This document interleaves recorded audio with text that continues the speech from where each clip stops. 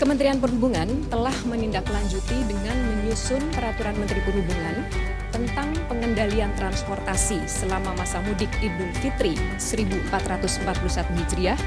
dalam rangka pencegahan penyebaran COVID-19. Adapun ruang lingkup dari peraturan ini adalah larangan sementara penggunaan sarana transportasi umum, baik untuk transportasi darat, laut, udara, dan kereta api, serta kendaraan pribadi dan sepeda motor dengan tujuan keluar dan atau masuk wilayah PSBB atau pembatasan sosial berskala besar, wilayah zona merah penyebaran COVID-19, dan Jabodetabek atau wilayah aglomerasi lainnya yang telah ditetapkan pembatasan sosial berskala besar. Larangan ini dikecualikan untuk angkutan logistik atau barang kebutuhan pokok dan kendaraan pengangkut obat-obatan, serta kendaraan pengangkut petugas, kendaraan pemadam kebakaran, ambulans, dan juga mobil jenazah.